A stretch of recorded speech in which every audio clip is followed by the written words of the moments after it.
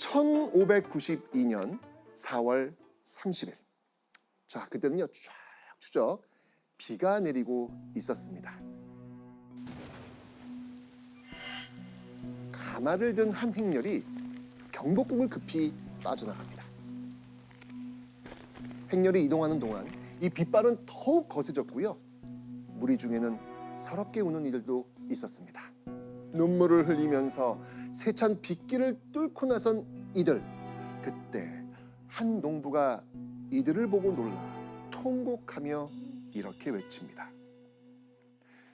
나라님이 우리를 버리시면 우린 누굴 믿고 살아간단 말입니까?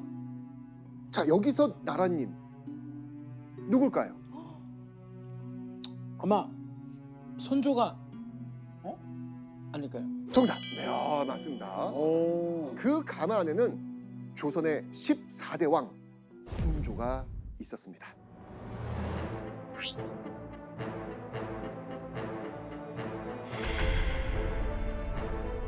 그 이유는요, 임진왜란. 임진년에 왜가 일으킨 난, 임진왜란이 일어났던 겁니다. 왕이 수도를 버리고 도망치는 최악의 상황까지 발생한 전쟁이었죠. 그래서 일본군은요 90여 척의 배를 몰고 부산 앞바다에 상륙했고요. 단 17일 만에 지방의 성을 차례로 함락시키고 한양 코앞까지 쳐들어온 겁니다.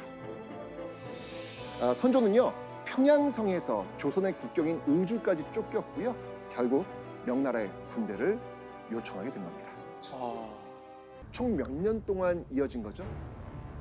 무려 7년입니다. 임진왜란이 7년 동안 있었던 거예요? 맞습니다. 그런데 여러분들 이 7년 사이에 큰 전쟁이 몇 번 있었을까요? 2번. 조하단.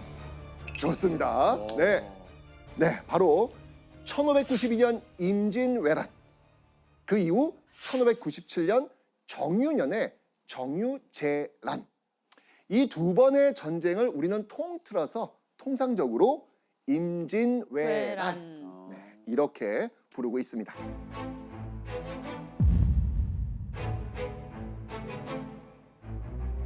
전쟁이 일어나면 가장 큰 피해를 보는 거 누구겠습니까? 백성이죠. 그럼요. 영원히 백성이죠. 맞습니다. 그 중에서도 힘이 약한 여성과 아이의 희생 너무 컸겠죠? 자, 그림을 한번 보도록 하겠습니다. 잘 좀 보세요. 이거 어떤 상황인지 한번 이야기 좀 한번 해보시죠. 뭐예요 이게? 저게 뭐 사체예요? 뒤에 아기가 같이 죽은 것 같아. 여인은 지금 목숨을 잃은 상태입니다. 그런데 이 아이가 엄마가 지금 죽은 줄도 모르고 배가 고파서 엄마 젖을 찾고 있는 장면이에요.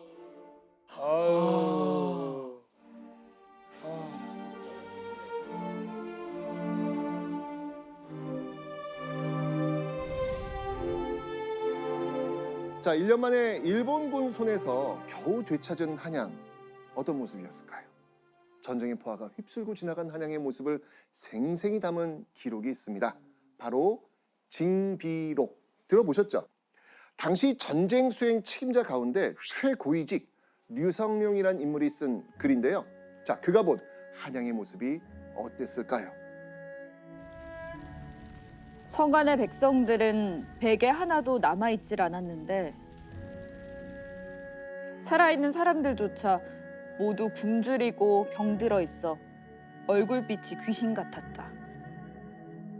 날씨마저 더워서 성 안이 죽은 사람과 죽은 말 썩는 냄새로 가득했는데 코를 막지 않고는 한 걸음도 떼기 힘들었다.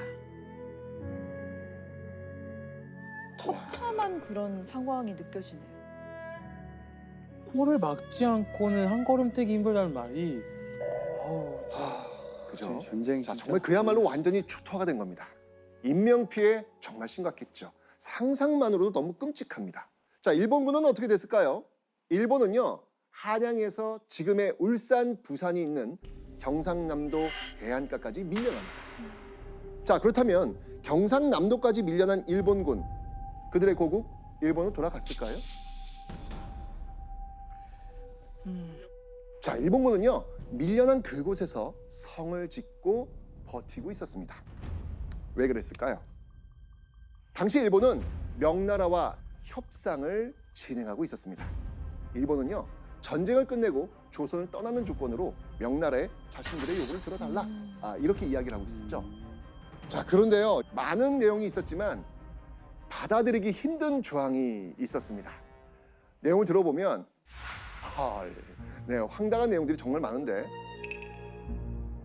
첫째, 명나라의 황녀를 일왕의 후궁으로 줄 것. 둘째, 조선 팔도의 절반인 사도를 일본에 줄 것. 한반도의 반을 떼가지고 달라는 얘기 아니겠습니까? 그죠? 아니 그 말문이 막히는 조건이죠. 완전. 그죠? 결국 이 명나라와 일본의 협상은요 쉽사리 성사되지 못합니다. 그렇게 4년이나 시간을 끌었지만 결국 협상은 결렬됩니다. 결국 아까 제가 이야기했던 무엇? 정유재란. 1597년 일본의 대대적 침략이 다시 시작된 겁니다.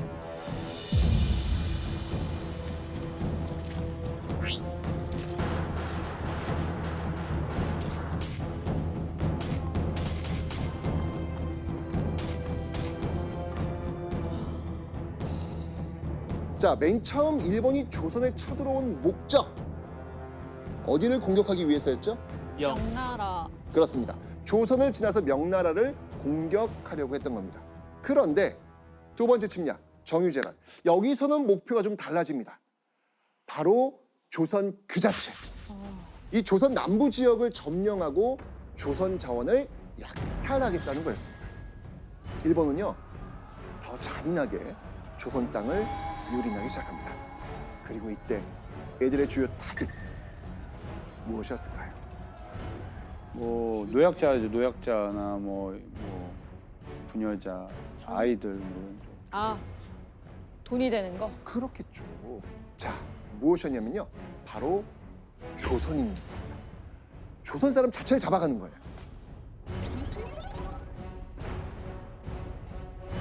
자, 그럼 이렇게 잡아간 조선인들, 일본군은 이 잡아간 조선인들을 어떻게 다뤘을까요? 정말 그야말로 짐승처럼 취급했습니다.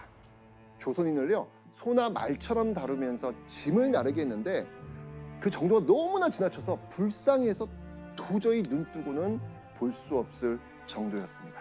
그리고요, 이 믿을 수 없는 잔인한 짓도 저질렀는데요. 어떤 만행이었는지 한번 확인해 보겠습니다. 모든 사람에게 무거운 짐을 복례산과 같이 가득 시켜 하여 끌고 와서 마침내 본 진영에 도착하면 전혀 쓸모없는 소는 필요 없다 라고 하면서 곧바로 죽이고 가죽을 벗기고 먹어치워 버렸다. 여기서 말하는 저 쓸모없는 소, 이 소는 뭘까요? 바로 조선인이에요.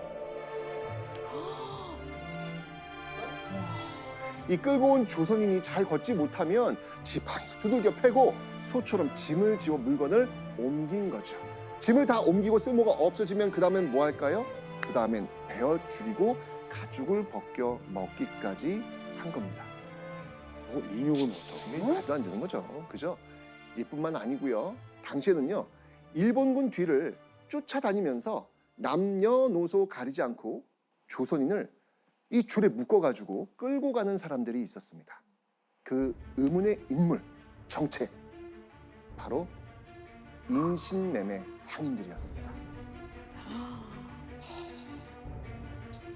인신매매 상인에게 붙잡힌 조선인은요, 화물처럼 배에 실렸죠. 부산에서 일본 나가사키로 보내졌습니다. 그리고 그 뒤에 이탈리아, 포르투갈, 인도, 마카오, 마닐라 등 세계 곳곳에 국제 노예로 팔려갑니다. 임진왜란 때 끌려간 조선인이 국제 노예가 된 거예요. 교수님, 이게 진짜 너무 충격적인 얘기인데 당시 이 조선인 노예가 세계 노예 시장에 미친 영향 엄청나죠? 네, 맞습니다. 일반적으로 임진왜란 하면 그냥 이 동아시아 3국, 중국, 우리나라, 일본 간의 어떤 그런 싸움 이 정도로만 기억했는데 이게 이렇게 세계적으로도 엄청난 영향을 미쳤던 거예요. 그 중심에 있었던 게 바로 우리 조선인들이었던 겁니다. 아유. 자, 이렇게 일본이 잡아간 조선인 포로 과연 몇 명쯤 될까요? 아, 엄청 많을 것 같아요. 정확히 집계된 기록은 없는데요. 약 10만에서 20만. 아, 이게 너무 충격적이지 않습니까? 너무 많은데? 어마어마하죠. 일본이 이렇게 많은 조선인을 잡아간 이유, 그 이유는요. 먼저 일본 내부의 부족한 노동력을 조선인 노예로 채우기 위해서입니다. 그리고 또 다른 이유가 있습니다. 이 조선인을 팔아서 부족한 군비와 자금을 보충할 자원으로 쓴 겁니다. 조선인을 판 돈으로 조선을 공격할 군비를 만든 거죠. 임진왜란 당시 일본이 노린 것은요. 조선의 손재주나 기술, 이게 끝이 아니었어요. 전쟁 당시 일본군이 노렸던 또 다른 것이 있었습니다. 아, 좀 그만 좀 노려라 좀 제발. 그러니까 적당히가 없는. 얼마나 많이 약탈해 갔는지 왕까지 이것을 구하느라 진땀을 뺐다고 합니다. 뭐지?까지. 조선 선비들과 뗄 수 없는 것 바로 책입니다.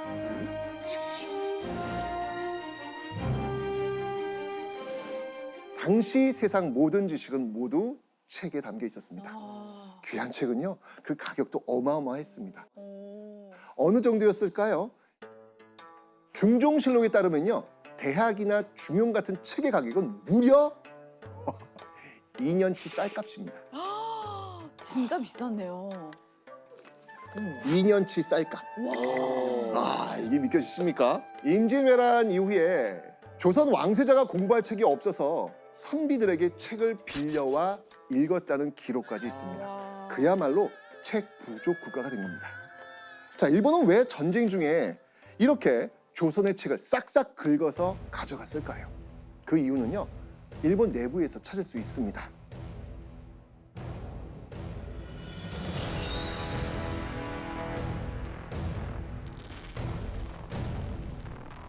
16세기 후반까지 일본에서는요, 내전이 계속해서 벌어지고 있었습니다.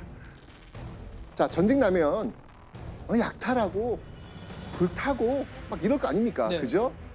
그러다 보니 책도 많이 사라졌고요. 바로 조선의 책을 훔쳐가지고 그 자리를 채우려 했던 것입니다. 일본인들은요, 조선의 궁궐, 일반 양반 집들 여기서 이 귀한 책을 샅샅이 찾아내가지고 약 10만 권이나 되는 서적들을 약탈해 10만 갑니다. 권이요? 아우.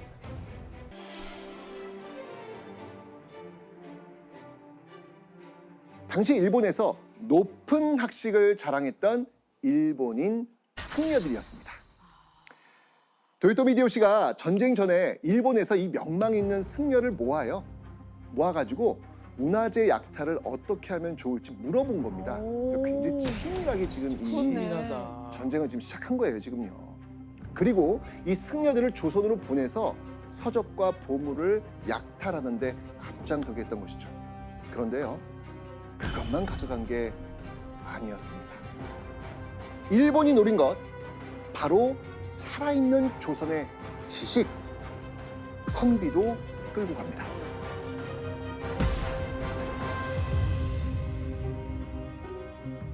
이 이야기를 하기 위해서는요, 임진왜란 하면 떠오르는 장군 하면 누가 딱 떠오르십니까? 그 제가 제일 존경하는 오. 네. 누구? 이순신. 아, 예, 맞습니다. 네. 네. 그분을 좀 이 자리에 모셔야 됩니다. 자, 이순신 장군이 맹활약을 펼친 해전 중 떠오르는 전투 있습니다. 명량해전. 네.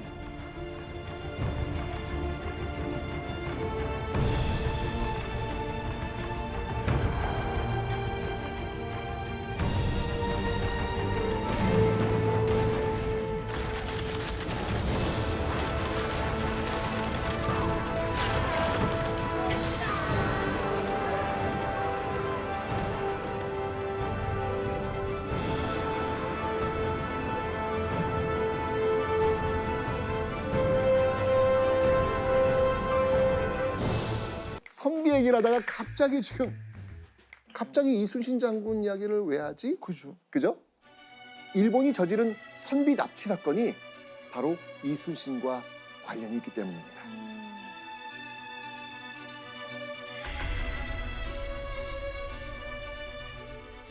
당시 영광에는요, 중앙관직을 두루 거치고 고향으로 내려와 이 군량미 수송 임무를 맡고 있었던 한 선비가 있었습니다. 그런데 이 선비에게 하나의 소식이 들려왔습니다. 바로 이순신 장군이 일본을 쳐부술 해전을 앞두고 있다는 소식이었습니다. 이순신 장군의 이 전투 소식을 들은 선비는요, 식솔들을 모아가지고 이렇게 이야기합니다. 통제사에게 붙어서 싸우기도 하고 후퇴하기도 하는 것이 설사 성공을 못하더라도 떳떳하게 죽는 것이다. 자, 이 용감한 선비 과연 누구일까요? 바로 이분입니다. 이순신이 있는 곳으로 길을 나선 선비 강항입니다. 이순신이 해전을 준비한다는 소식을 듣고 이 식솔들과 함께 이순신이 있는 곳으로 가고 있었어요. 이순신 장군을 만나러 지금, 그죠? 그런데 그 앞에 갑자기 한 무리들이 나타납니다. 이순신 장군한테 가는 길에 그만 일본 군과 맞닥뜨리고 만 겁니다. 자, 강항 어떻게 했을까요? 일본군에게 잡혀 죽지 않으려고요, 강으로 뛰어듭니다.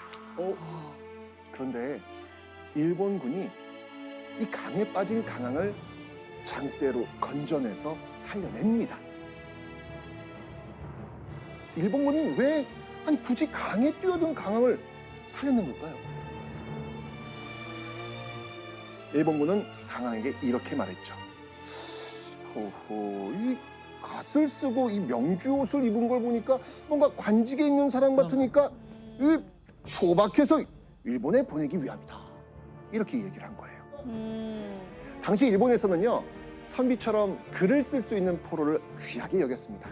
결국 강항도요, 일본이 약탈한 조선의 전리품 중 하나가 된 겁니다.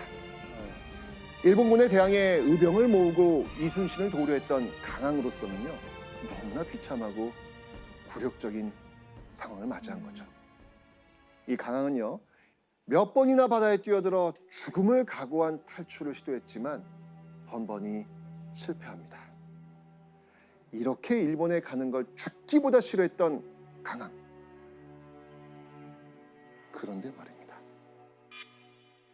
이 강항이 일본에 도착한 이후 갑자기 이전과 다른 모습을 보입니다. 일본의 지식인들과 친분을 쌓고요, 일본의 역사, 지리를 배우는 등 이 배움을 멈추지 않습니다. 우리 강항 왜 이러신 걸까요? 강항에게는요, 사실 어마어마한 계획이 있었습니다.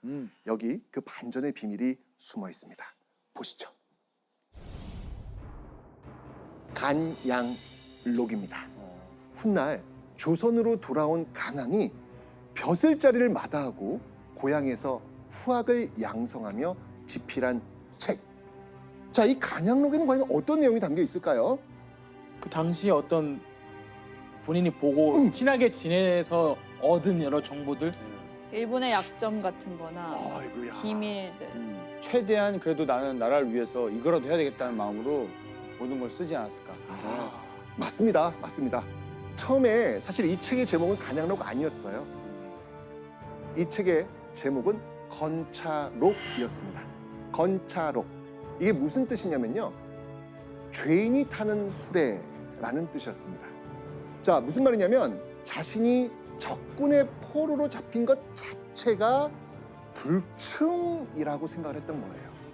대단하신 분이죠, 그죠? 이 강항은요, 위험을 무릅쓰고 적국의 기밀을 빼온 무슨 역할? 스파이. 그렇죠.